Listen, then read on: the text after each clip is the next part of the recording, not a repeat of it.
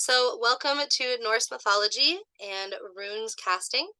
This is class number 6. So, in the previous class, in class number 5, we discussed Odin and we discussed the origins of the Norse god Odin.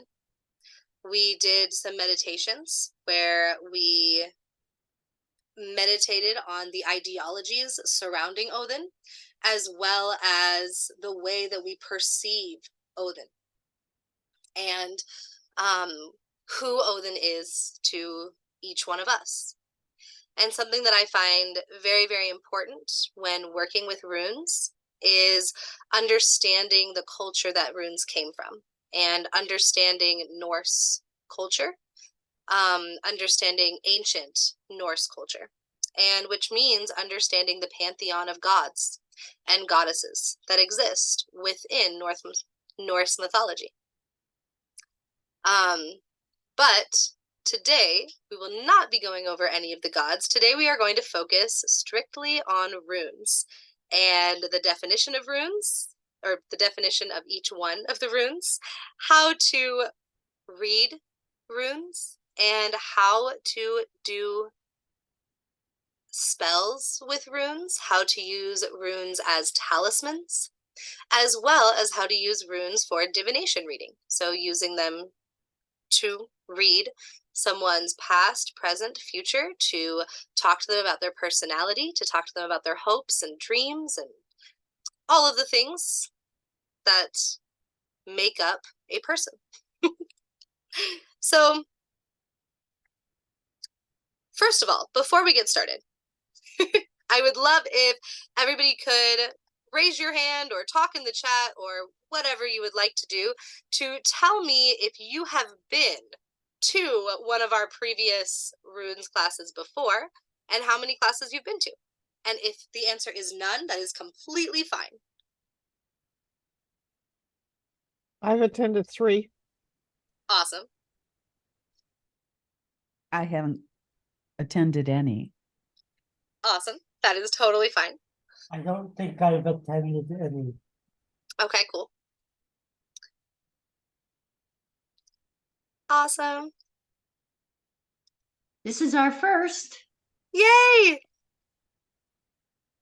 It's so exciting to see so many new people. All of my classes are structured and set up so that you can join at any time. But if you do feel a little bit lost and confused because we are going a little bit too fast, feel free to ask all of the questions that you need to. And also remember that there are 4 videos, soon to be 5, that you can go and look at on the YouTube channel to catch up if you would like to. Awesome. Okay, so I do want to let you know that in the first and second runes class, we do go over, I'm pretty sure that we stop at 10. So we did go over 1 through 10 in classes 1 and 3, I'm pretty sure. Well, anyway, we cover 1 through 10 in the classes that are on YouTube. And so we will not be going over 1 through 10 today.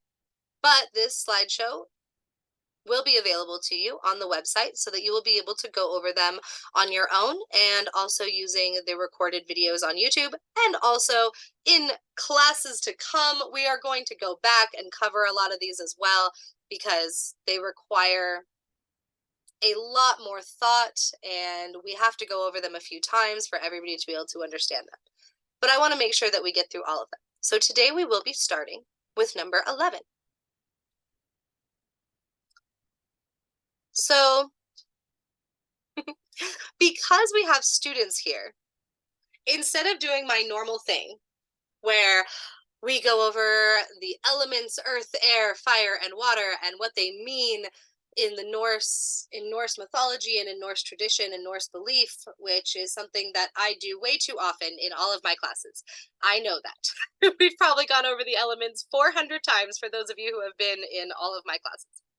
So instead of doing that, because I have students that have been here before, and who have probably gone over the elements with me several times.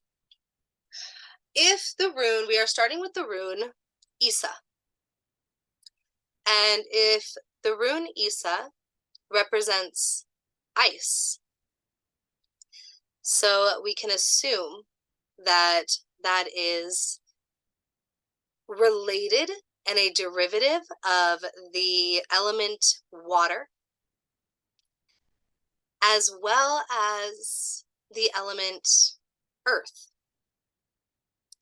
And if we were to put water and earth together, I would love for one of my students who has heard me talk about water and earth 400 times to tell me what water and earth put together in Norse tradition would mean.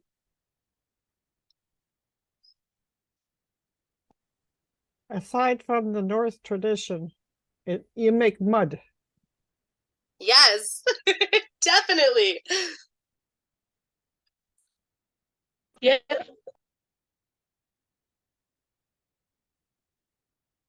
Mud, for sure.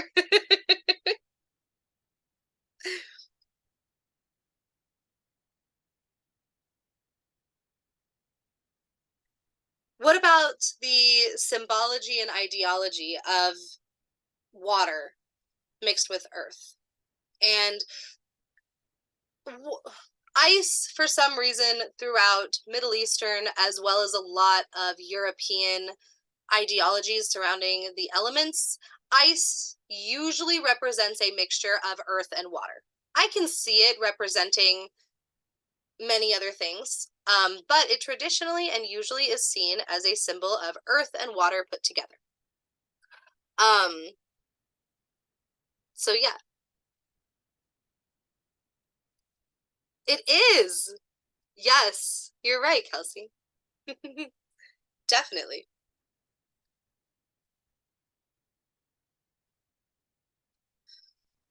When you combine earth and water, wouldn't it be your emotions, your got emotional turmoil over something like physical wealth?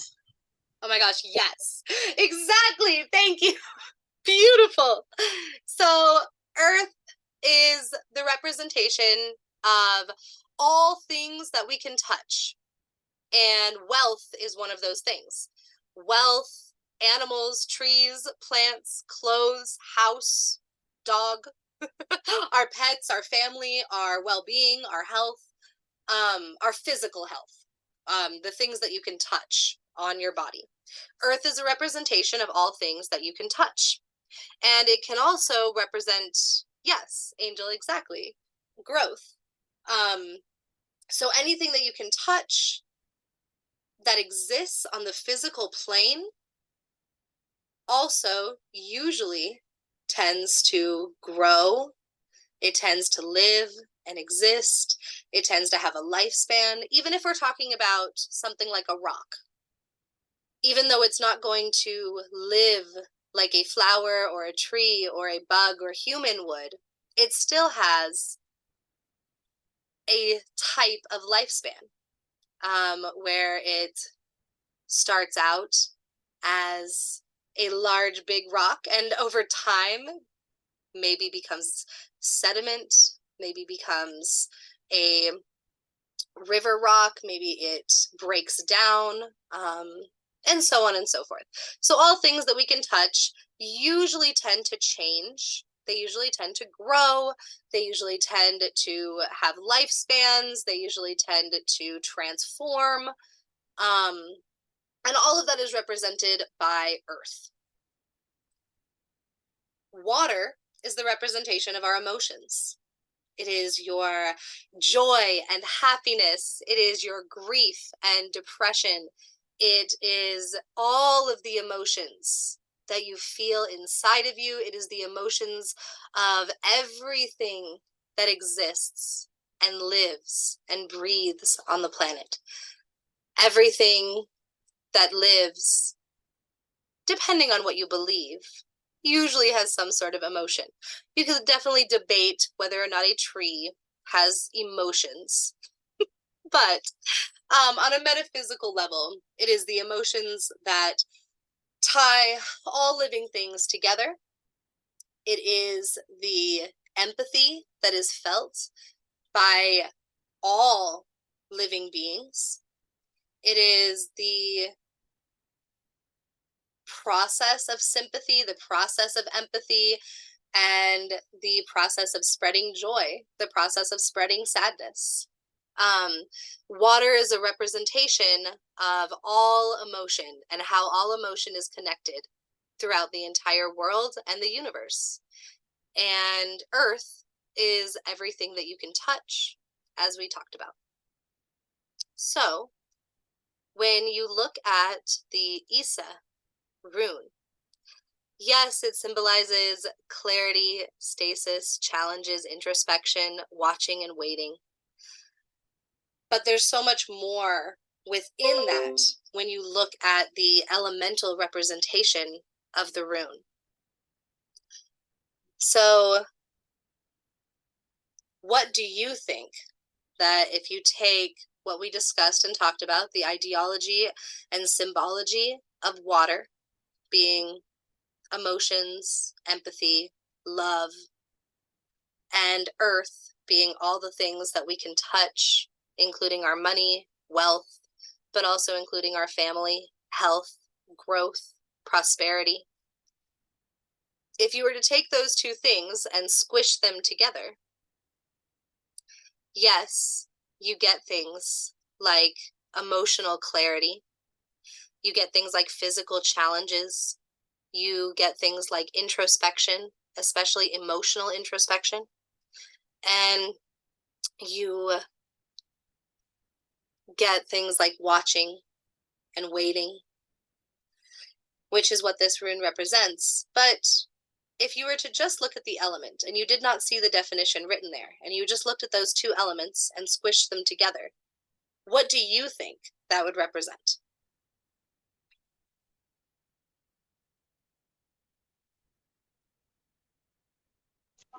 I think it represents change. Like everything in life constantly keeps moving forward and things change. Sometimes things can heighten and then become more calm in a sense. Yes. Wow. Oh my gosh, I love that. Yes, definitely. This is a huge rune that represents change and transformation. Yes. Oh my gosh, I love that so much. And you explained it so beautifully. Thanks. I also kind of wanted to piggyback off of where she said calm. In thinking about ice, I think about stillness and, you know, just holding still for a little bit before, like the calm before the storm, you know, the pause before the change kind of thing. So Yes, definitely. And that's a huge part of the rune, definitely, is that idea of being still and watching and waiting. And I love those two things together. I love that you piggybacked that off of hers, because a lot of people, when they think of stillness, they think of ice, they think of watching and waiting, which is what this rune represents. They don't think about how that can be extremely transformative, about how while you're waiting, while you're watching, while you're listening, while you're being still, that is still something that creates so much transformation and so much change within you, as well as watching the world and people and everything around you change and transform as well. So, yeah, I love that you both brought that up. That's beautiful. Well, Alex, if you think about the water aspect, an analogy for that is the top of the water is usually as calm as can be, but underneath, if you go deep down, the current's changing, so you never actually can touch the same water twice. Wow. Yes. Oh, that is, yeah. Totally. Exactly. That's funny. My grandfather used to tell me that all the time. You never step in the same river twice because the water's constantly moving.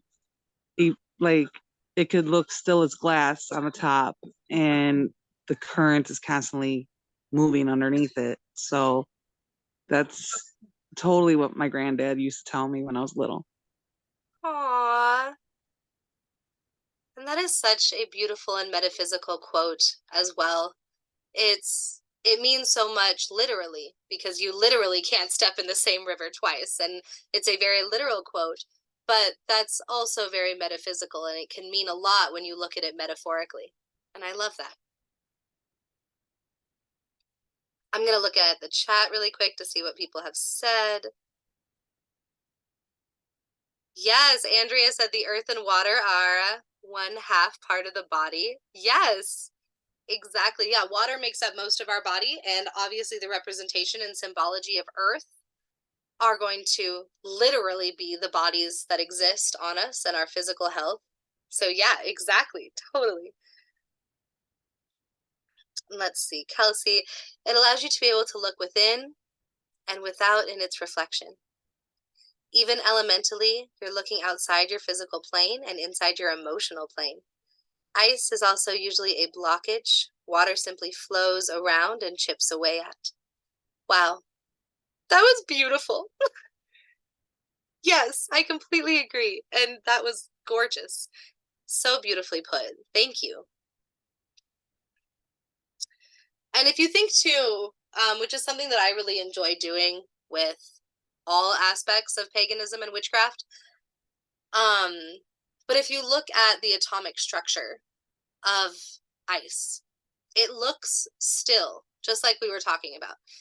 It looks still, and it looks like you are just watching and waiting, which is what introspection looks like from the outside. It is what watching looks like from the outside. Even when we're going through challenges, a lot of times people tend to isolate themselves when going through challenges. When seeking clarity, we tend to sit still and listen and do things such as meditate, do things such as self-reflect. But atomically, inside of ice, even though it looks still, the atoms are vibrating and vibrating extremely quickly. And there is always movement, there is always transformation, there is always growth within this idea of introspection and watching and waiting and challenges and clarity and stasis, which all of you already said. But I was just reiterating a different way to look at it as the atomic structure within the ice.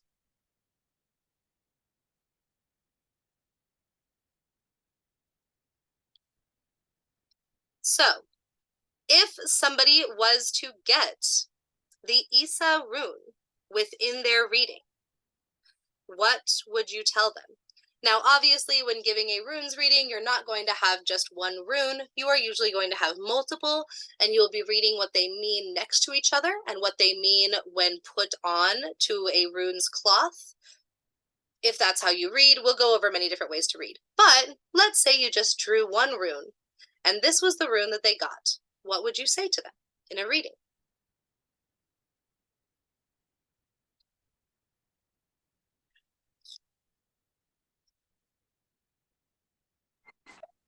I think if I drew a rune, if I drew the Issa rune for somebody, I would tell them that it seems like it, because just the ice aspect, it just I can't get rid of this stillness. I would tell them that it seems like they probably have a lot of things going on, and maybe they need to take a pause away from what may be chaotically swirling around and just be still and really just look and see what is in front of them, but patiently and slowly. Yes, beautiful. That would be, yes, that was perfect and gorgeous. I agree. Time to rest and self-introspect. Beautiful, Andrea. I love it. Yes.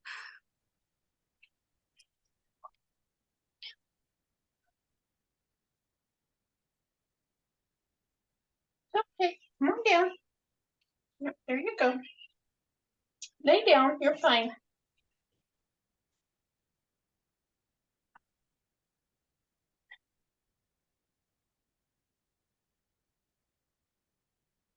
Would anybody else like to share how they would read this in a reading?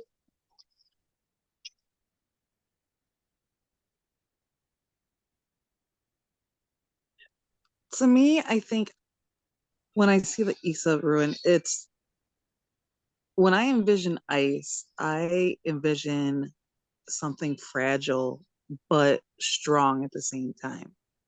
So for me, I feel like it's time for like reflection and not to act too hastily or quickly on any one decision that you need to make. Just to take your time and basically make the necessary changes that you need to make before moving on to whatever transition that's being set before you. Wow. I love that. That is amazing. Yes, I think that would be an amazing thing to say to somebody who pulled this rune. Definitely. So the next thing I want to show you, we're gonna have to exit out of this real quick. Oops, no, back. Okay,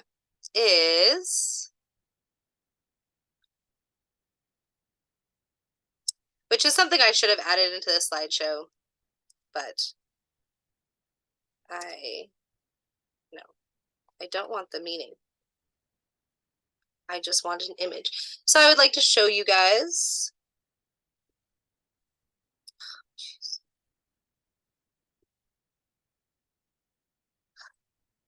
Come on, you can do it.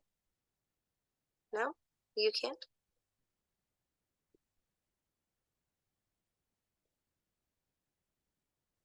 No? Okay.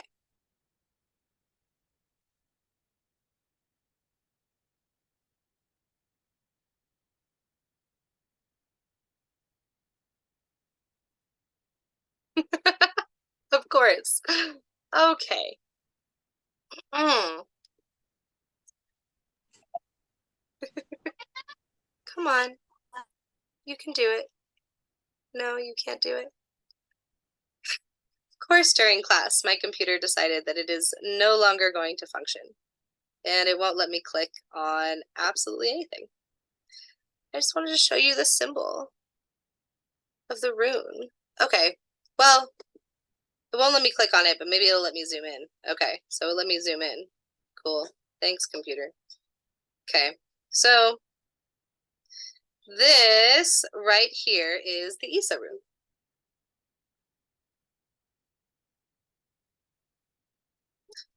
So I think that also something for me that I can see within the symbology of the representation and picture of this rune is the fact that it is only one line. And to me, that one line really does a good job of representing that stillness, the introspection, the watching and waiting, but also the eagerness to transform and to grow. And yeah, what do you guys see in the symbolism of the rune itself, just being a singular line? Individual strength and stability. Yes, That's what I see too. definitely. Time to be solo, just be by yourself. Yes, that's definitely what I see in it too, for sure. I love that Mina said it reminds you of a wand or a staff. That is, yes. And Kelsey said a pillar. Totally.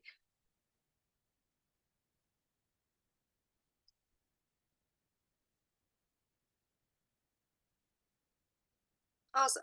So I'm going to. I see this, the spelling is a little different from what is on the sheet that you have. It says Yeah. ISIS. It can be Isaz or Isa. Isaz is a little bit more of a modern way of saying it, and then Isa is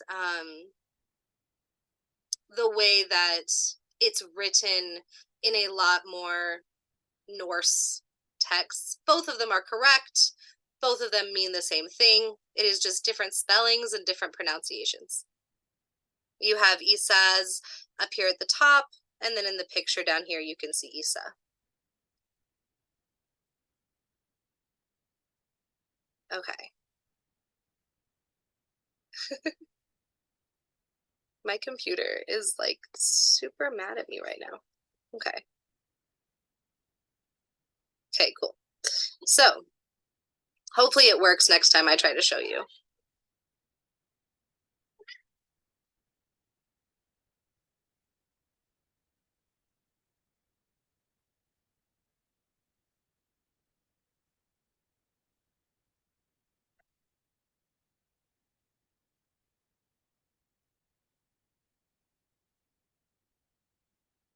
Why is it?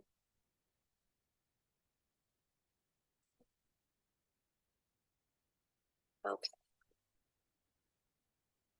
Come on, I believe in you. You can do this.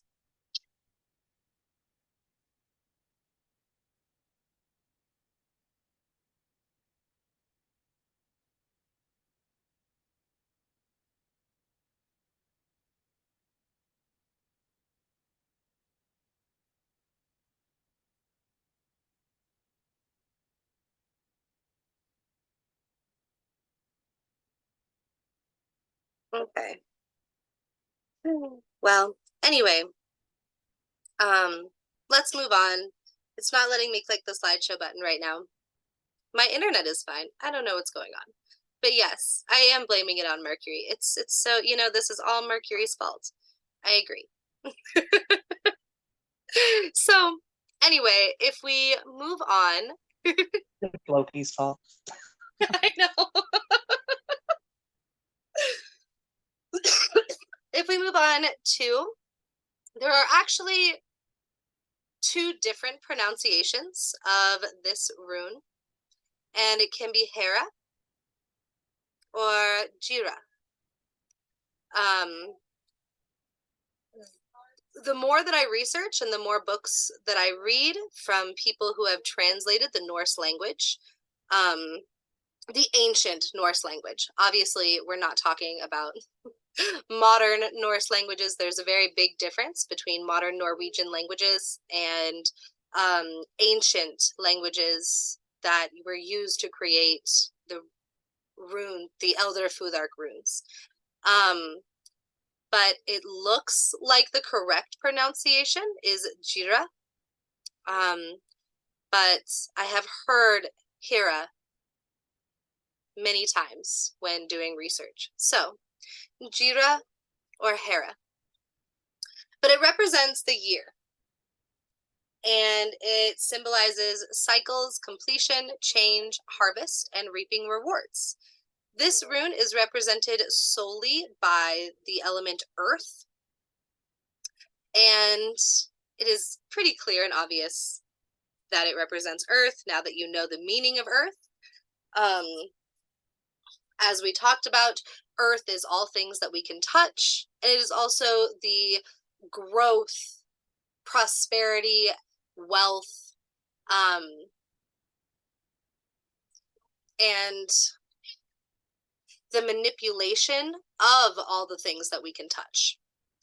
So that would include things like completion of tasks, or completion. If you think of completion as completing anything that has to do with the physical realm. None of the other elements symbolize anything that has to do with the physical realm.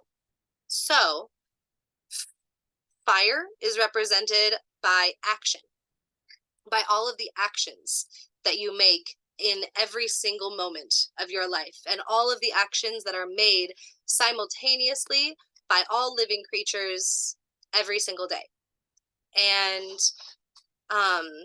air is represented by thought, wisdom, education, intelligence. It is thinking and processing thought. It is cognitive awareness. So none of the other elements represent anything that we can touch. And so when we think about completion in this sense, in the sense that it is represented by the Jira rune, then we are thinking about it in the sense of earth, the completion of things that we can touch, such as the completion of tasks at work, the completion of tasks that you need to do for your family, the completion of school. And that one can be a little bit more airy because it is education and wisdom and thought, but it is also things that you can touch. It is the physical completion of writing an essay, the physical completion of reading a book, and it is not the air aspect of that, the wisdom that you gain. It is the physical completion of touching and reading the book, physically writing the essay, physically taking the class. Those two things can kind of coincide. But anyway, the completion of things that exist on the physical plane. It is changes within the physical realm. It is harvest, and that can be taken metaphorically and literally. It was, of course, when these runes were first used in ancient times. Remember that the runes were an alphabet. They were not necessarily used for divination purposes or for magical use. There is record of them being used for magical use, but they were also an alphabet. And so to symbolize the harvest, it would be literally to symbolize the gaining of food, the gaining of sustenance, the gaining of wealth, because that is represented by the harvest. And then reaping rewards. So if you were to think of this rune in a reading, and also if you were to think of an extremely earth rune that represented the year, how would you describe this rune rather than just the keywords that I gave you?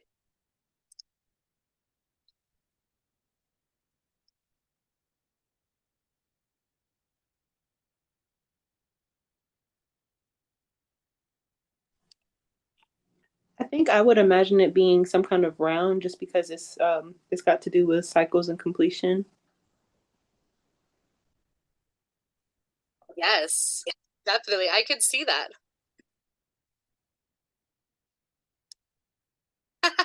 Yes. Honestly, if I had to pick an astrological sign for this rune, Kelsey, I would say Virgo, for sure. It has very Virgo / Capricorn vibes, for sure. And very, very productive energy and a little obsessed with completion and reaping the rewards of your success, but in a good way.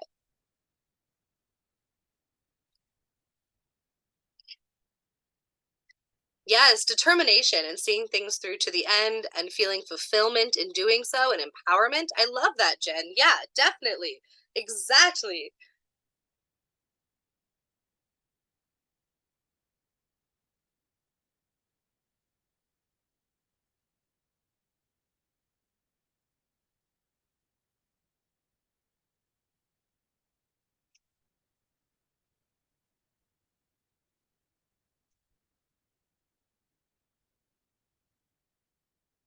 So if somebody was to get this in a reading that you were doing for them, what would you say to them?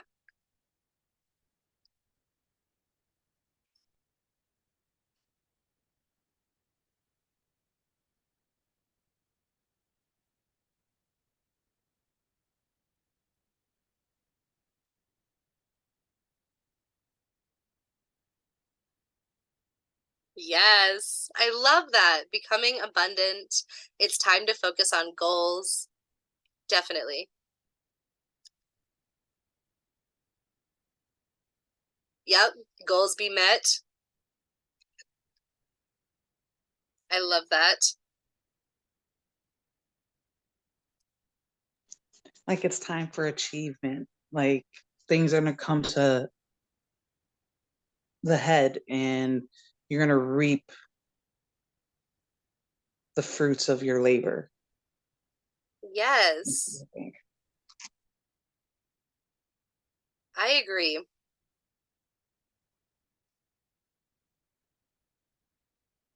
Time to be thankful for all you've reaped this year. Yes. I love that too. And I love how you included kind of this idea of the year. And I think that sometimes we think about things in such a long-term way. At least I do. I tend to think about things in a very, very long-term sense. And I forget to look at all the things that I've accomplished in a short amount of time. And that's something that I think that this rune also represents for me, is because it represents the year, and being able to look back at all of the accomplishments that you have made this year and being able to reap those rewards without thinking about all the things that you still have to do, without thinking about all the things that you haven't accomplished yet, the things that you still need to work on, the stuff that you're not doing well.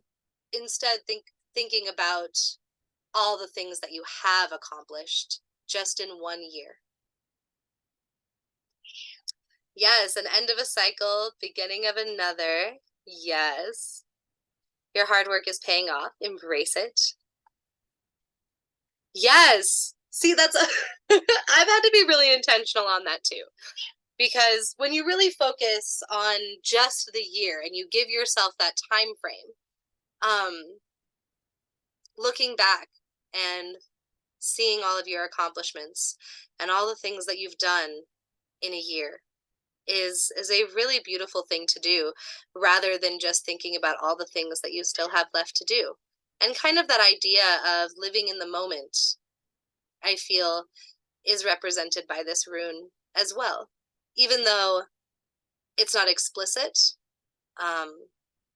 for me, this rune feels very in the moment, and being able to reap your rewards and being able to see all the things that you've accomplished and live in the moment of being able to celebrate yourself and celebrate those accomplishments, whether or not you still have more to work on.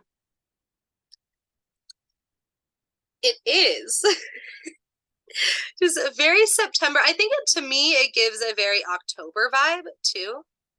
Definitely. So since it's like it represents Earth, wouldn't that also represent like fertility and Yes. like new birth? Yes, definitely. Oh yes. Earth And is, abundance? yep. Like, Yes. Earth is a huge representation of fertility, abundance, new life. Specifically in different forms of divination, a lot of earth cards, whether it's tarot or things that represent earth, are known for representing fertility and new life as well. So yes, definitely. And yes, time for celebration, transition season. Yes, definitely. Okay, cool. So if my computer will let me, which it's looking like it might not, I have no idea what's going on. This has never happened during a class before. But let's see if it'll allow us.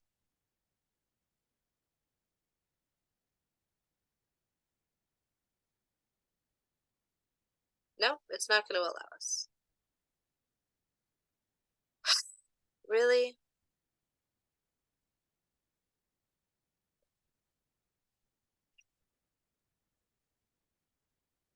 Okay. I'm going to try something really fast. I'm going to stop sharing. I am so sorry about this, everyone. But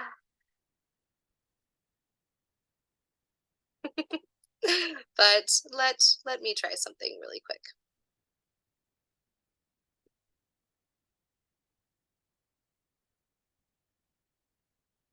I know it's not my internet because it's obviously pulling up Google just fine, and we haven't disconnected from Zoom.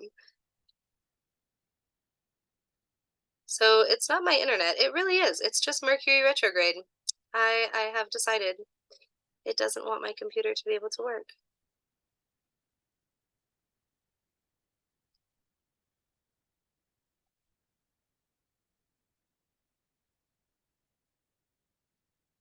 Okay. So no, nothing is going to load. Okay, you know what? That's fine. We're going to share again.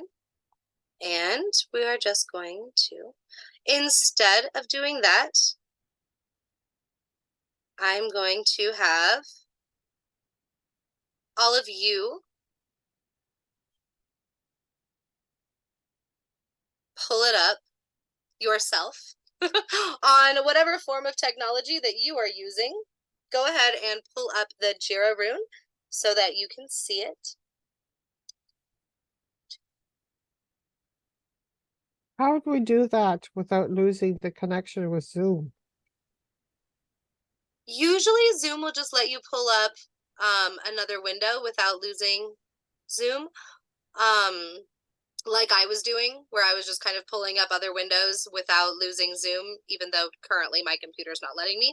But you should be able to just pull up a window on your computer, and it shouldn't affect Zoom at all.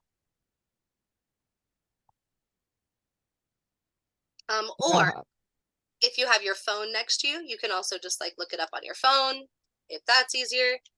I also might be able to pull up. It's going to be terrible if I do, but let's see. Let's see if it'll let me.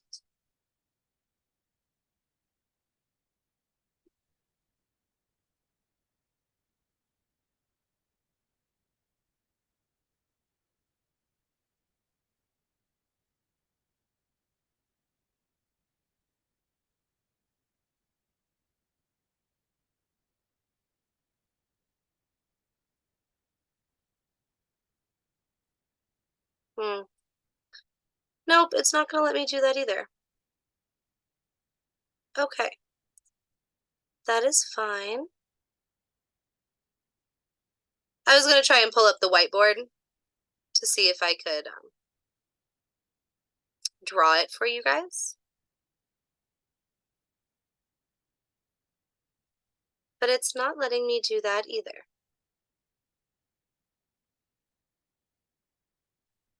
Just super fun. Let's see. Let's see if I could just draw it directly on here. It's gonna be a horrible drawing, but this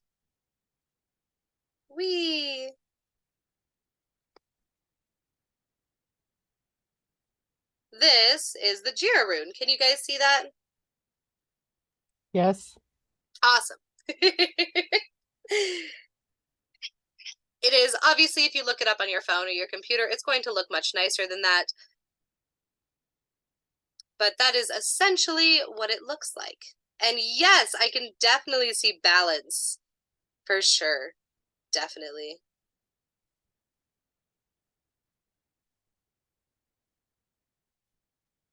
I'm so glad that you can draw it because I'd have to get out of Zoom to be able to go into Google.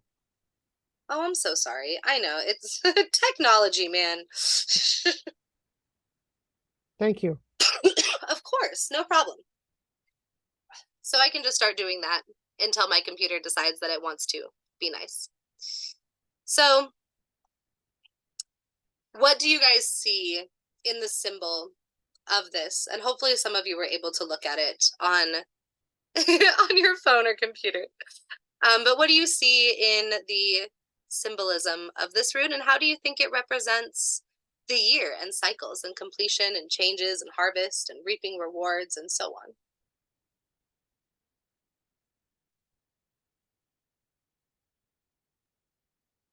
I kind of see an arrow and a thunderbolt. Oh, cool. Yes, I can definitely see that. Definitely, the symbol itself does not look as much like an arrow as what I drew. But it does have an like the two little partial triangles definitely look like arrows. I can definitely see that for sure. Oh, yes, the foundation of a building. I love that. And that can metaphorically and metaphysically represent exactly what we are talking about with foundation and grounding. For sure. Which is also very earth. Maybe turn in a corner, because it looks like it's like a corner in a path. It does. Yes. Oh, I can definitely see that.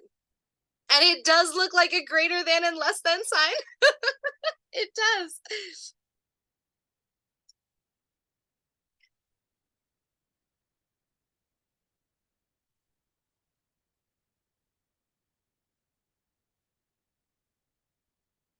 Awesome. So I'm going to clear that. And we can move on to Awas. It's usually pronounced Awas. My accent, though, obviously is very American. And said in the correct accent, it doesn't sound as much like Awas, but the A is pronounced as aw. And EIH is Ea. Awas. But it is the representation of a yew tree. It symbolizes balance, enlightenment, death, and the world tree. And so now that we've gone through 2, I am going to ask you, what element do you think that this rune represents?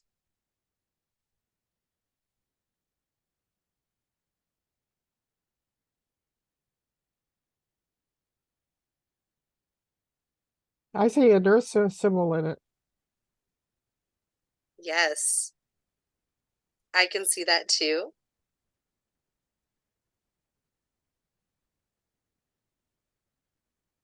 What is the world tree? The world tree. So, It's like the tree of life. yeah, there are many different world trees though. So specifically for this one, we are looking at the Norse world tree. And God, I wish I could pull this up on my computer. This is so frustrating. So the Norse world tree is a representation of all the different worlds within Norse mythology. And each world is represented by a different point on the tree. And so, gosh, let me So see. it's like a connection of all the realms. Exactly. It's a connection of all of the realms. Like, you have the realm of the gods. Well, you have the realm of the warriors who fight for Odin, which would be Valhalla, as you guys know. Does anybody else, actually, that's a great question. Does anybody else know all of the other worlds that are represented on the Norse world tree? There's Alfenheim. Yep. Jotunheim. Yep.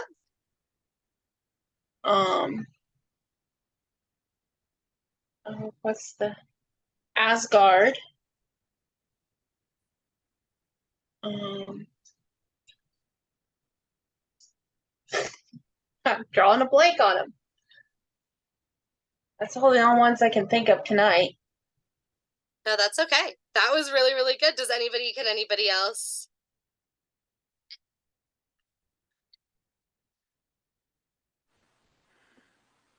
I think there's a Musselheim and a Svartalheim, as well as Hel, Hel. Yes. Yep. Awesome. So the main ones that are on the tree, and does anybody know the name of the tree? Yggdrasil? Yeah, it's Yggdrasil. Exactly. So Yggdrasil, at the top of the tree, you have Asgard. In the middle of the tree, you have Midgard. Towards the left, you have Elfheim. You have Muspelheim. that is kind of towards the right of Midgard. You have Vanaheim on the bottom. You have Helheim on the bottom of the tree as well as Jotunheim. And then at the very bottom of the roots, you have Niflheim.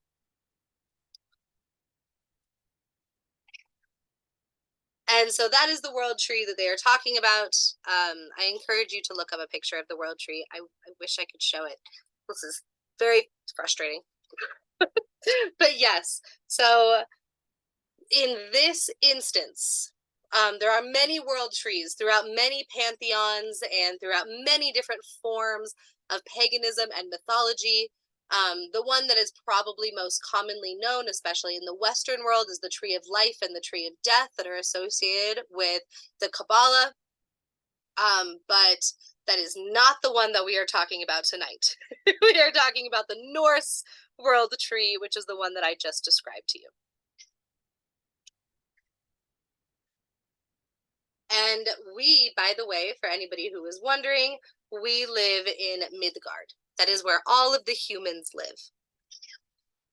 The light elves live in Alfheim. And the fire giants and demons live in Muspelheim. The dwarves live in Nidavellir, which is right above Helheim. At the bottom, you have the world of ice and mist, which is Niflheim. Jotunheim is the home of the giants. And Vanaheim is the home of the Vanir gods, the Vanir gods. By the way, if you would like to know more about the world tree, the reason that I'm going over it so quickly and we're just kind of brushing over it is that the second class that we did on this was all about the world tree and all of the gods that make up all of the world tree. And we did a huge class on the elves, the dwarves, and all of that. So just so you know, that is why I'm just kind of brushing over it. So if you would like to learn more about that, we are going to, of course, cover that in other classes as well. It's a whole thing. There's a lot to cover. But in class 2, we dive deep into the Norse world tree. So, yes, for whoever said that, I'm pretty sure it was Andrea, but it is represented by Earth.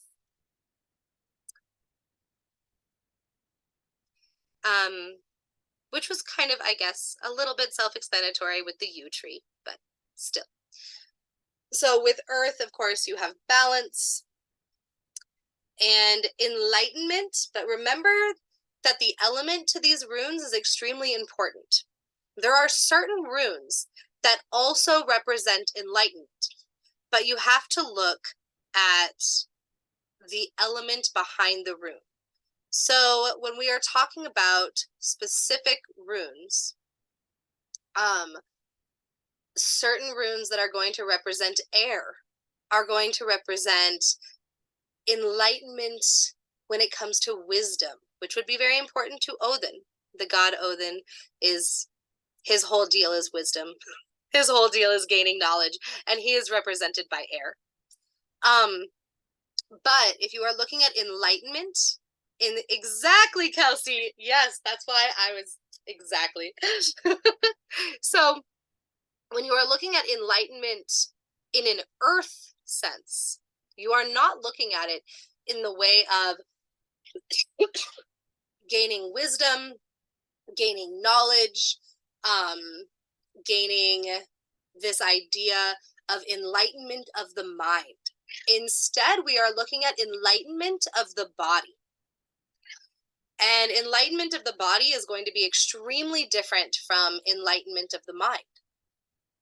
And remember that, so one of the reasons why in the first few classes we go over the gods so much is because we really want to look at Norse culture and ancient Norse culture and how important the human body was. because for any of you who have done research on Norse mythology and on ancient Norse tradition, being a warrior was extremely important. And not just in the sense that it was a way that they won wars and a way that they were able to gain prosperity and gain wealth within their societies, but also this idea that being as strong as you were able to be physically, having appreciation for your health and your physical well-being, and being as physically fit, strong, capable for all human beings was extremely important. So there was this idea of body enlightenment, the enlightenment of the human body, the ability to be self-sufficient, the ability to be strong, the ability to have determination, to have endurance, and the ability to live through the winter, the ability to come to terms with mortality and to be able to understand the human body and health and the way that the human body works and how that can help you to become the best physical form that you can be. And that was an extremely important ideology and aspect of ancient Norse culture. And so this rune is a huge representation of that. Yeah, exactly. The Vikings as warriors. And remember too that Vikings, for those of you, we talked about this in the first class, but just as something, because as I watch videos on social media and get frustrated, a Viking was an occupation. So not all ancient Norse people were Vikings. Being a Viking was an occupation. Now, it was an occupation that many Norse people, men and women, and all of the above, participated in, and there were many, many, many Vikings during this time period. But not everybody was a Viking. Just because you were somebody who existed during this time period and you were Norse, that does not mean that you were a Viking. Viking was an occupation. You were a warrior. So does that make sense? Not all Norse people were Vikings. Just so we're all clear. But this idea of strength and vitality and endurance was extremely important amongst all people within this tradition, not just Vikings, but Vikings included.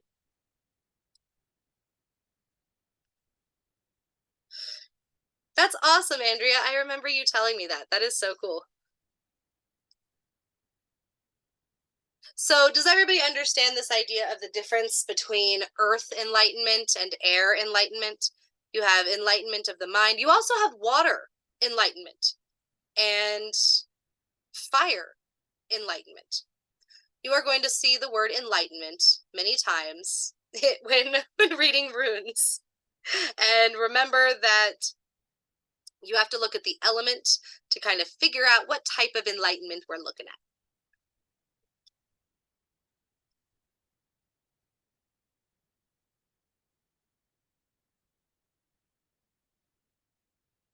Okay, cool. Let me know if there are any questions. So, we have balance. We have the enlightenment of the body, death, and the world tree. This is a very intense rune because for something to represent the entire world tree is a very big deal. And it encompasses a lot. So when we look at the world tree, And I really wanted to pull it up, but it's okay. So when we look at the world tree, on the world tree, you have animals, specifically a snake and a squirrel. This as well as a large prey bird. It goes back and forth in Norse mythology. One of the things about Norse mythology that you always have to remember is that the Norse people traditionally pass things on using oral communication and oral tradition. And so not a lot of things were written down, which means that there are many, many, many aspects of Norse mythology that are still debated today and that are still up in the air. We still don't know. And when you look at the animals represented on the world tree, sometimes you see a raven, which would be very common with representation of Odin. Sometimes you see crows. Sometimes you see an eagle. Sometimes you see a falcon.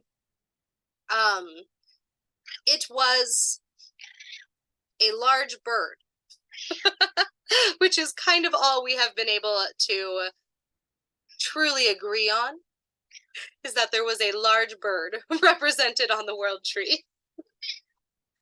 A lot of books that you read say eagle, but I have definitely also seen raven, crow, and falcon as well. So anyway, and the snake and the squirrel on the world tree communicate with each other, and in a really funny and hilarious way.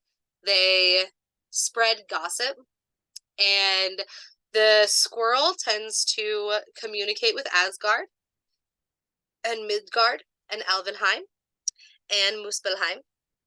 The snake tends to communicate with Vanaheim and with Nodenheim and Niflheim, Helheim, and Nidvellir.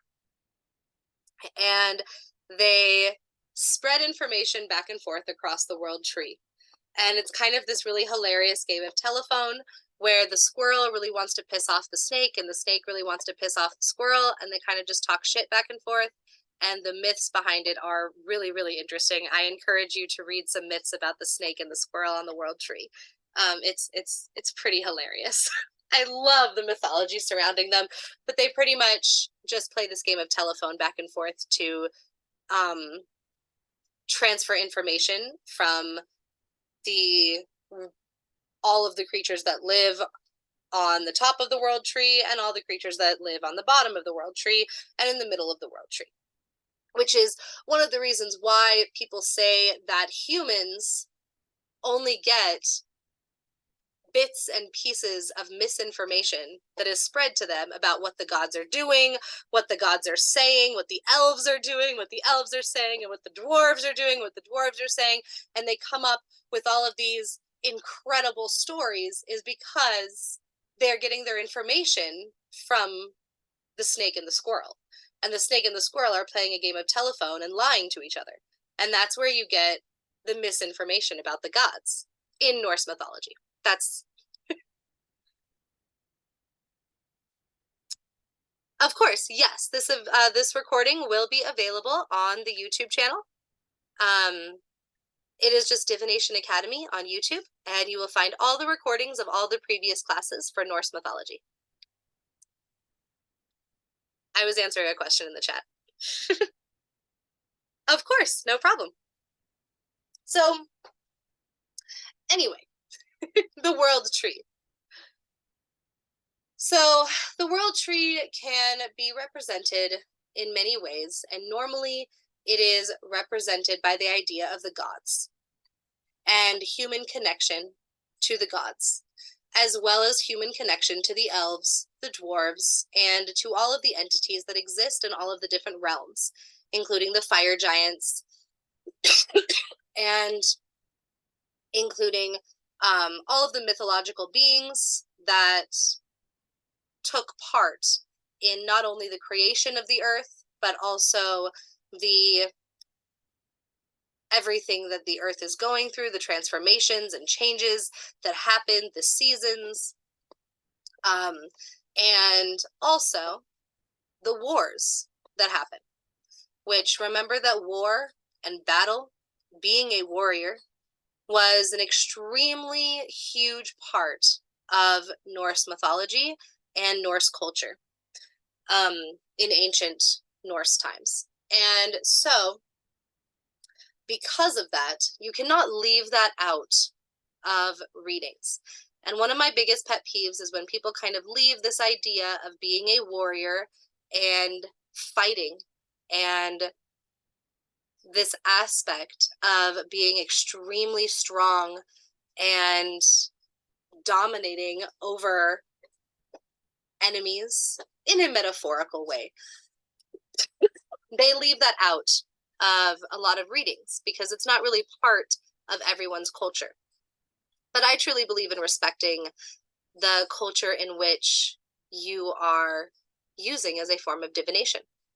So you have to, in my opinion, include that aspect of the world tree.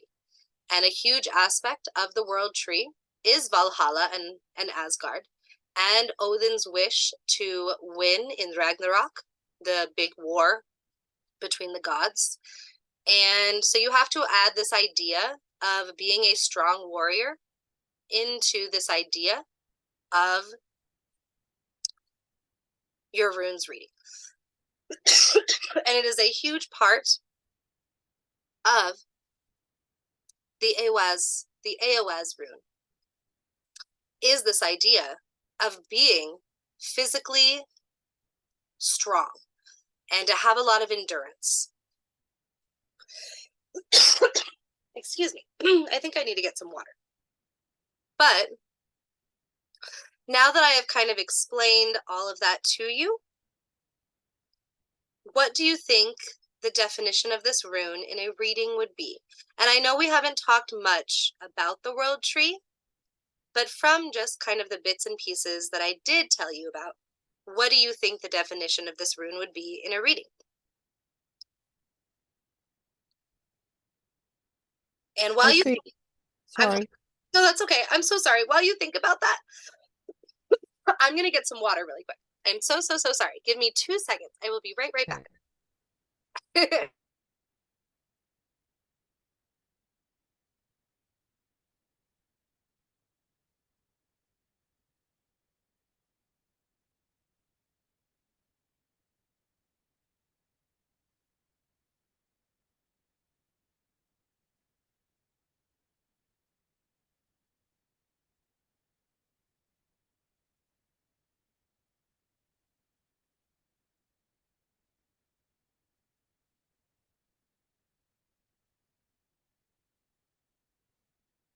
Okay, I am so sorry. Please continue. Okay. You're okay?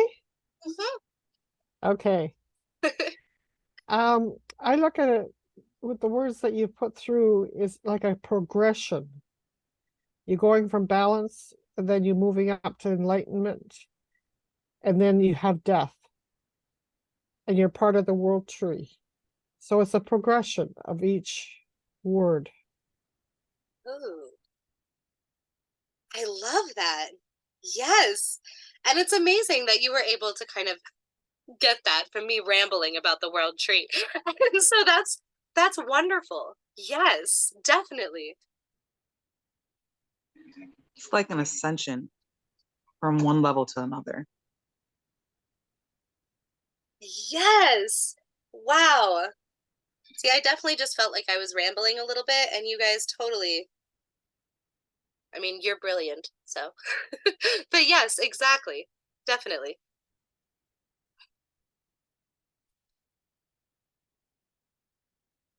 Ooh, I love that, Kelsey. Yes, Kelsey said the answers you're seeking will be found in the flow of energy through you and all the realms and its inhabitants. That was beautiful. Yes. And Vanessa said transformation. Definitely. This one can be a huge representation of transformation for sure. And we're looking at transformation literally. Whereas with Issa, we were looking a little bit more at transformation on the inside and emotional transformation and introspection and transforming as a person on the inside. Whereas with Eowaz, you are looking at transformation on the outside. Your physical transformation, the physical changes that you are going to go through as a human being. And a lot of that is represented in the idea of death, but also in the idea of the world tree and in enlightenment, that when we are looking at enlightenment in a physical sense, a lot of that has to do with accepting the transformation that you are going through as you age. And the transformations and changes and cycles that you are going through physically as a person, watching your body change.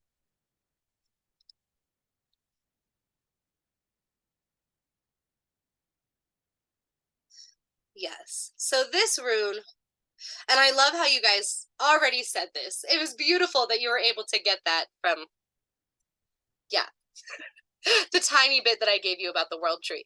But anyway, this progression of time. And to me, the Eowaz rune, I'm getting over a cold, so I truly apologize. But anyway, so the Eowaz rune really represents time. And that is how I perceive it. That is not the traditional definition, but to me, it really represents time. It is understanding balance. It is understanding your physical mortality, understanding your strength, understanding your endurance, understanding building enlightenment through physical challenges, through working on yourself and your health physically, and also understanding that your body is going to go through changes, that time continues on and affects all things, that we are all connected through this idea of time and life and death, and that the world tree is also connected to us through this idea of time.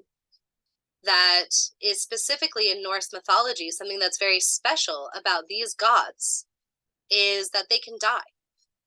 Now, they don't die of old age, but they can die. And actually, a lot of them do die.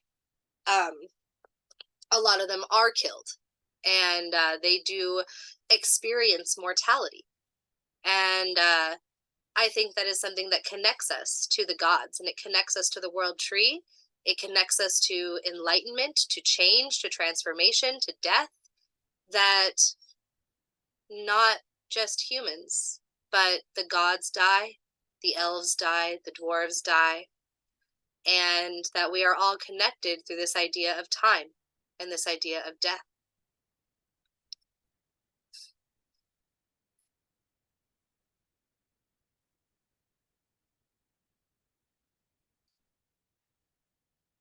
So specifically with this rune as well,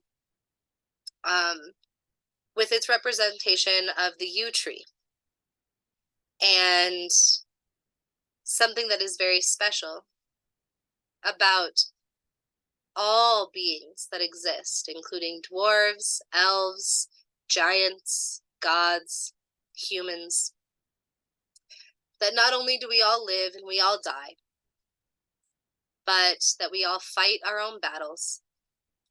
And the symbol of the tree is that symbol of the web of connection that connects all of us.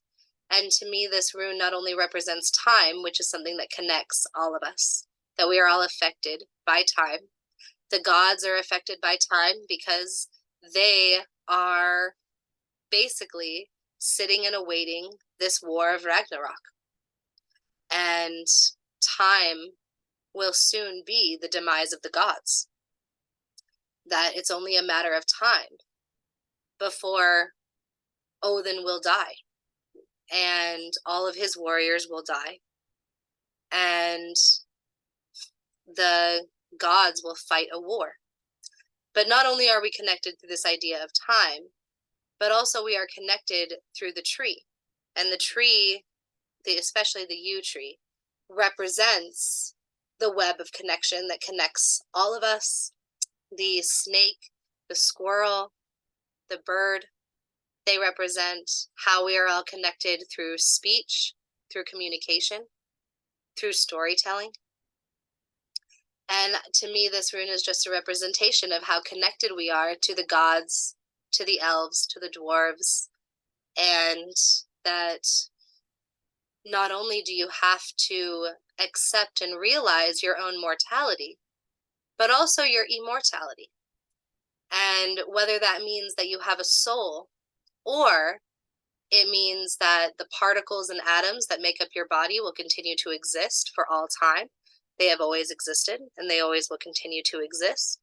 Or that stories about you, that people speaking about you, the gods speaking about you, the elves speaking about you, that stories about you and about your life will live on long past your physical death. And so this rune reminds us of both our immortality and our mortality as well.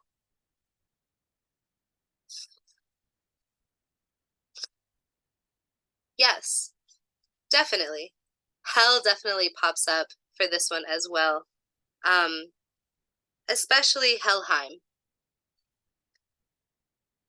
the home of hell.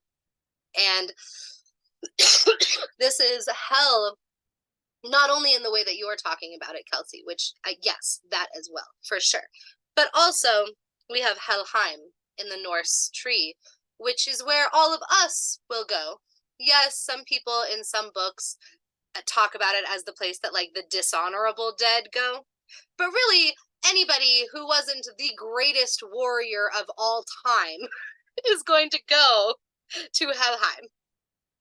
And that, that includes most of us and most people in general, unless you are picked by Odin as one of the greatest warriors in, all of Midgard, then you will go to Helheim.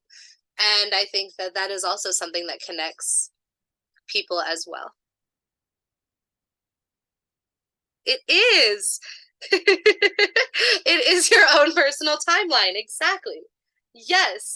So, if you were giving somebody a reading, what would you say? If they got this rune.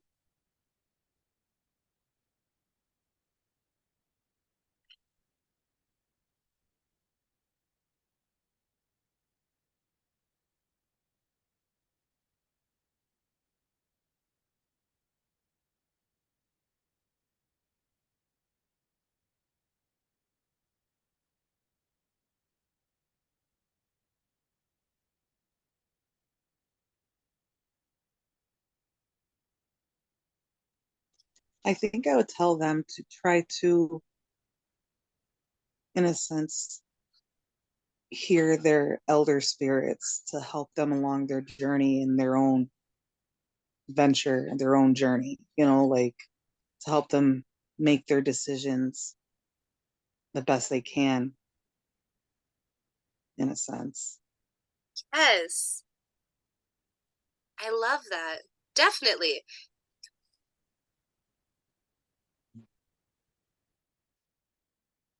I can definitely see that.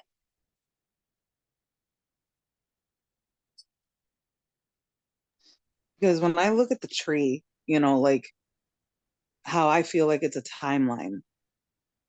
When we're born, we're down by the roots. As we grow, we go up into the tree. Like we go to the base and to the branches. And then as we get older, we become the smaller branches and the leaves. And then when we die, that's when those leaves fall off. And it's a completion of a cycle. And then it keeps going, but with another generation. So that's our job to help guide the younger generation and pass down the knowledge and the wisdom that we were given to the younger generations. So it lives on in another timeline. Wow. Hell yeah. Definitely. I love that. And that is so true, and such a beautiful representation of Eowas. Thank you. Yeah. And then Kelsey said, connect to the energies of the realms and its inhabitants to seek the answers to the questions both known and unknown to you. Definitely. And definitely this one, you can take it, of course, and I love that you brought up the idea of the tree and life and death and mortality and spreading your wisdom to the younger generations. That is such an incredible way to look at it without looking at it as this idea of communicating with the gods and communicating with your guides or communicating with spirits or communicating with your ancestors, which it can also represent. But I love creating, because as someone who is pagan, but I do not, part of my practice is not communicating with guides or communicating with spirits or doing things like that. That is not part of my practice. So being able to see it as a tree and as passing down wisdom to help the spirit of your enlightenment and your intelligence become immortal is such a beautiful way of looking at it. But also, for those of you who are giving readings to people who do practice that way, or if you are somebody who does practice this way, this would be a rune that definitely would represent communicating with entities that are not of this realm, for sure.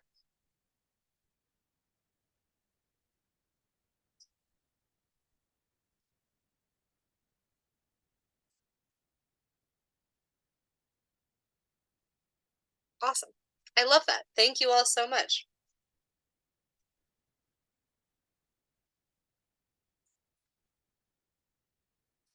So the next one that we're going to go over is one of my favorite runes, but it is also one of the most annoying runes to pull for a reading ever. It is much like if any of you have ever given a tarot reading and you pull up the wheel or the wheel of fortune, depending on what it's called in your deck. This card this rune reminds me of that tarot card. But it is the Perthro rune. Or the Pethro rune. Perthro. Anyway, so the Perthro rune. The Perthro rune represents a dice cup, symbolizes fate, chance, mystery, destiny, and secrets. This rune, if you ever get super into runes reading and you ever end up in the situation where you're having a discussion with a bunch of people who are super runes nerds, this one is the butt of many jokes because it is very similar to the runes just telling you that they don't know. And that it symbolizes fate and chance and mystery, and that you're the answer that you seek, and you will just have to leave it up to chance. But it has a lot more deeper meanings as well, and we can look at this inherent, there is a reason that almost every single form of divination, every single form of even language, because that is what runes are at the root, is an alphabet, a language that is a written language as well as a spoken language. And that this idea of chance, destiny, secrets, and fate exist in almost every form of divination work, almost every form of spell casting, every form of magic, as well as in language. And so, yeah, this rune is represented by air. And also it depends on the research that you do, but I have also seen it be represented by fire. But from what I have read and the scholars that have written many, many, many journals on this, as well as in the Poetic Edda, which if none of you have read the Poetic Edda, you should read the Poetic Edda. But the Poetic Edda is a compilation of Norse poetry that describes their mythology and discusses and talks about many different forms of spell work and magic, as well as just culture, mythology, and poetry and literature. But I have seen it represented by fire, but within the scholars that have written about the ideologies surrounding runic work, they talk about this rune as a representation of air. So, I think of it as a representation of air. But it's exactly what it says that it is. There is not a whole lot more to add to this rune other than fate, chance, mystery, destiny, and secrets. Now, I would love to have a discussion about that. What does that mean to you?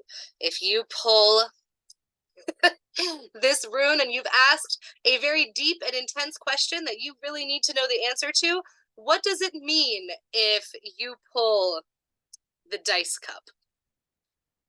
The leave it up to fate rune. What does it mean? To just go with it. Let it flow. You'll be all right. Just take a chance. You never know what's going to happen. Yes. Anything's acceptable.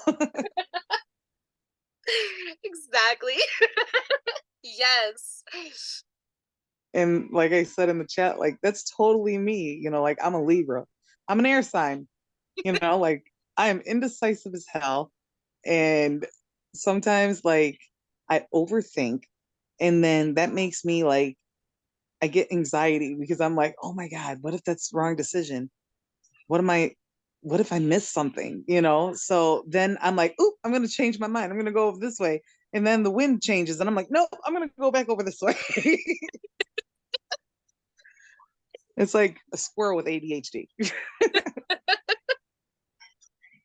I totally feel that as a fire sign, which is why I totally see why a lot of modern rune readers can view this as both fire and air, is because I feel as though fire signs and air signs and people who just kind of identify with these ideologies of fire or air feel very similarly. With air, it is because they overthink too much, and then everything is ruined because now they have overthought it too much and they cannot make a decision. And with fire, it's that they did not think, they just acted.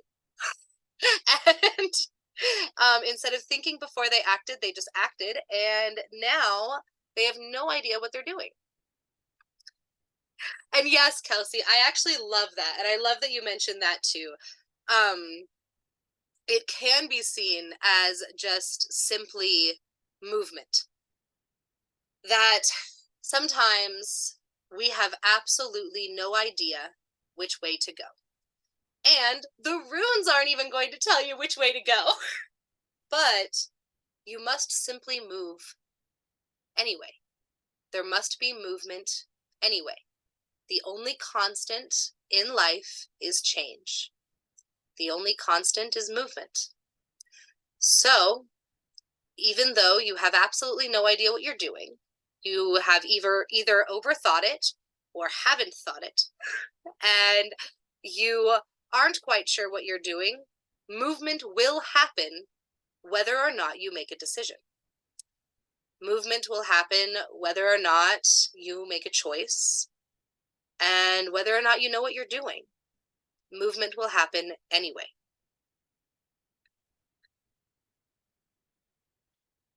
And yes, Andrea, runes are storytelling, exactly. And yes, that is totally a fabulous way to look at the wheel. That is one of my definitions of the Wheel of Fortune, or the wheel, depending on your deck. But yes, is seeing it as movement. Definitely. That is a wonderful way of looking at that. Yeah.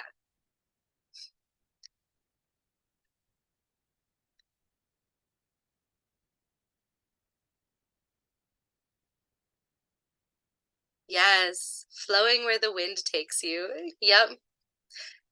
It's time to let go of control.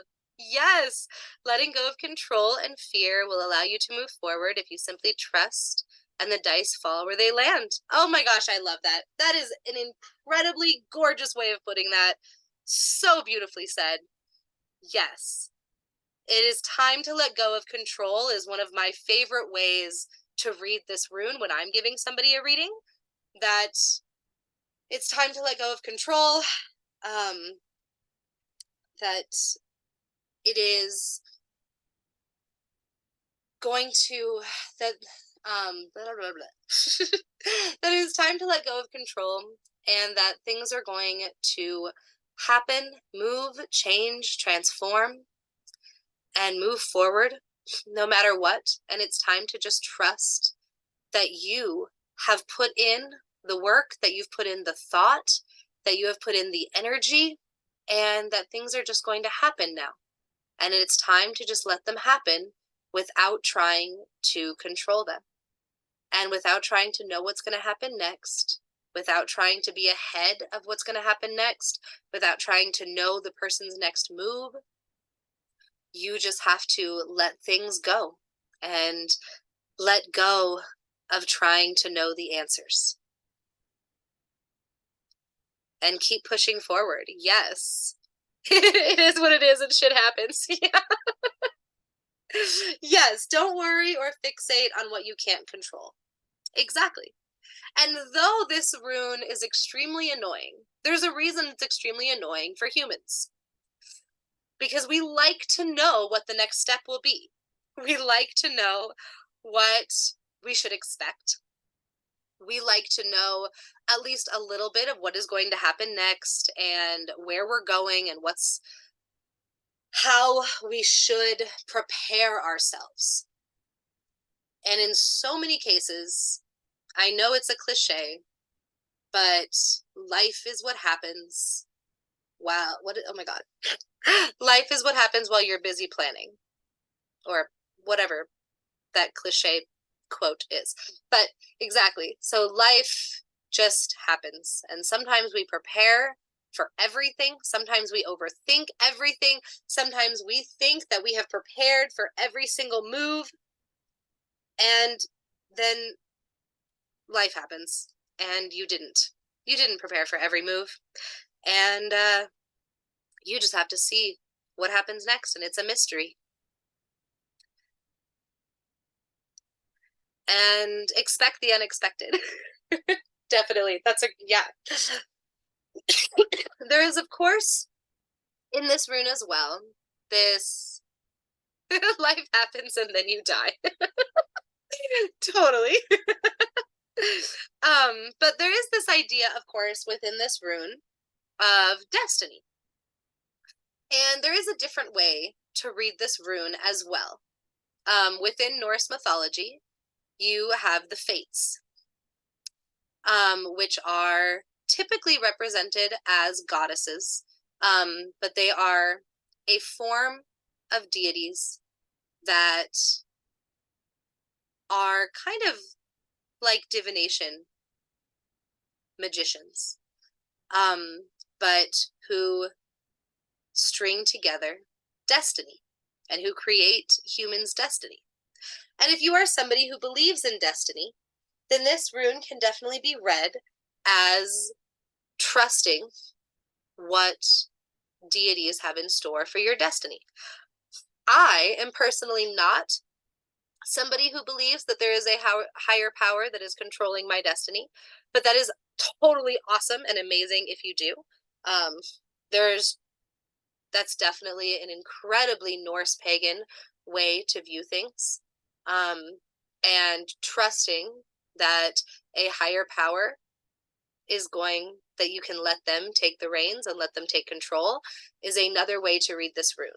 I don't personally read it that way. That is not something that I personally follow, but that is something that you can totally get from this rune as well, is allowing higher powers to take control of your destiny and to trust whatever they have in mind. But yes, I believe that I make my own destiny. Yes. But a lot of people don't, and that is awesome as well, and totally fine. So this rune can be read that way as well. It is totally, and it's actually a really awesome topic that I would love to discuss in class sometime, is this idea of destiny and what it means to different people. Which makes this rune a very interesting one to talk about and discuss too, is because of this idea of destiny. And what do you believe that it is? Who do you believe controls it? And do you believe that there is a higher power that knows and understands your fate and your destiny? And yeah, we totally should do a bonus class just on the Perthro rune. That would be super cool. Yes. I would love that. But I think that, oh, you know what I didn't do? Here, we are going to go backwards.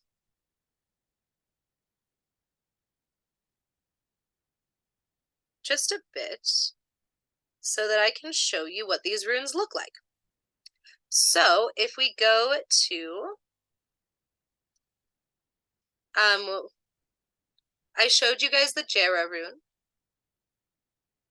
So the Awaz rune, or the Awaz rune, looks like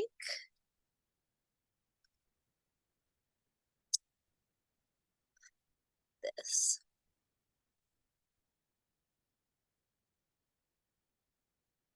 So that is the Awaz rune. And sometimes it is spelled with an I, and sometimes it is spelled with an E. I have it spelled with an E here, but when you are looking up these runes, or doing your own research, remember that this rune sometimes shows in the poetic era, it is shown with an E, which is what I typically use for my documentation. But I have seen it spelled in many ancient Norse texts with an I. So it can be an I or an E. But anyway, that is what it looks like. My drawings are not perfect, but that in essence is the Awaz rune. And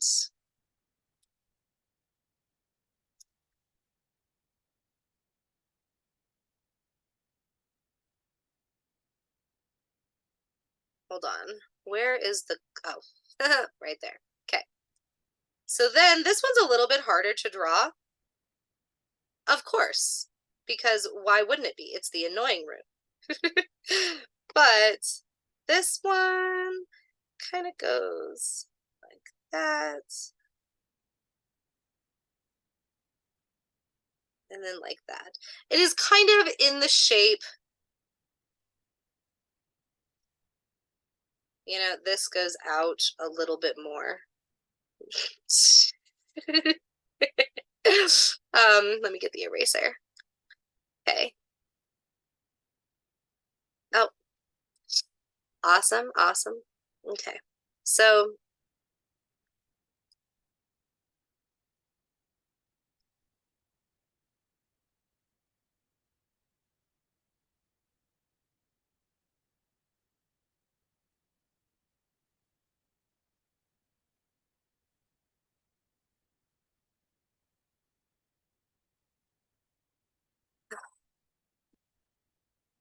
what is going on?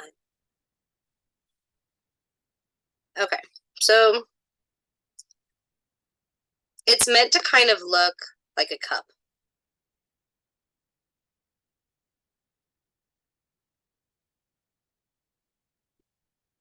So it kind of looks like that. It's a terrible drawing, but that is the Perthro rune. Of course, I hope you enjoyed class tonight. Thank you so much for being here.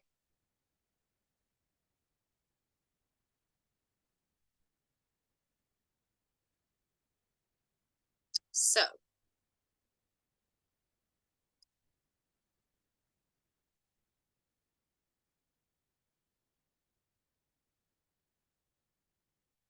that is actually where we are going to end for tonight so that we have time for everybody to ask questions and for us to discuss what we learned tonight. First of all, does anybody have any questions about anything at all that we learned tonight?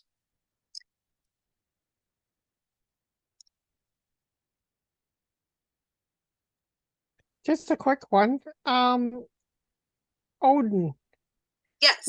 was he a god or was he a warrior, like a Viking? So he was a god, but he was also a warrior. But he was a god, not a person. Okay, thank you. Of course. So Odin, just to kind of give you a quick synapse. So Odin is the god of wisdom. But he was very, very, very obsessed with this idea of knowledge because he wanted to know more about the War of Ragnarok. He found out about the War of Ragnarok through many attempts of magic and being able to see the future. And he saw the War of Ragnarok, and he spent his entire life trying to figure out how to win this war. And he was an incredible warrior. So what he did was, he went to Midgard, which is where all the humans live, and he picked out the bravest, strongest warriors and Vikings who he thought would be able to fight for him in Valhalla, and that they would be able to fight in the War of Ragnarok. So, in many, many stories, the way that he would take you to Valhalla, and a lot of people really glorify this and make it sound so peaceful and beautiful that, like, you know, you just like peacefully die and then you ascend up to Asgard and you ascend into Valhalla and you get to see, you know, all of Odin's castle and this beautiful feast waiting for you with beer and wine. And it wasn't so much that. So in many stories, he wanted you right now, and he wanted to start training you right now. He didn't want to wait until you were old and you died. So the story was that if you were a Viking and you saw an old man with one eye following you around, that was Odin, and he had picked you out to kill you. And he would take a big bludgeoning object.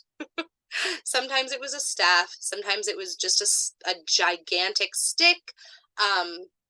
Sometimes he would use many different weapons, but usually it was just a giant staff, and he would bludgeon you to death with it, in a very painful, horrible way, and then take you up to Valhalla, where you would feast, and then you would spend all day fighting in huge wars until you died.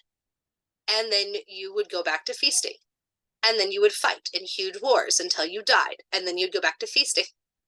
And so it was actually a little less beautiful than it is painted in some I don't know, in some posts that I've seen on social media and some stories that people use and portray.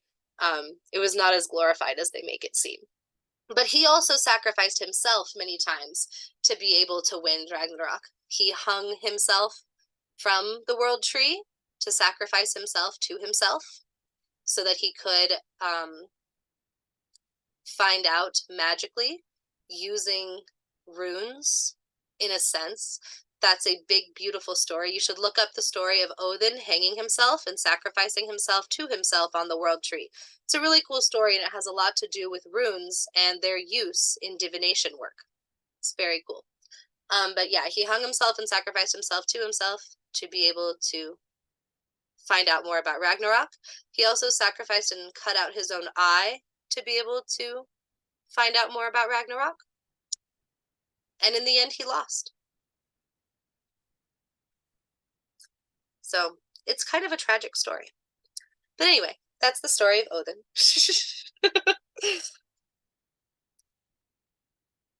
Does anybody else have any other questions? And thank you so much, Kelsey, for posting all of our stuff. You rock. Thank you. And Angel, thank you guys for doing all that. Awesome. Thank you.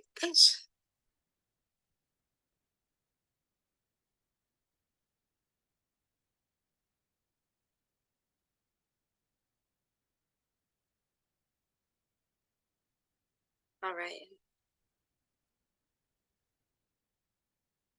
So if there are no other questions, we will end class for tonight. I do see that people are already leaving, just fine, class is over. But did you all enjoy class? I know I rambled a lot. I always enjoy your classes. information. Thank you, Tonya and Andrea.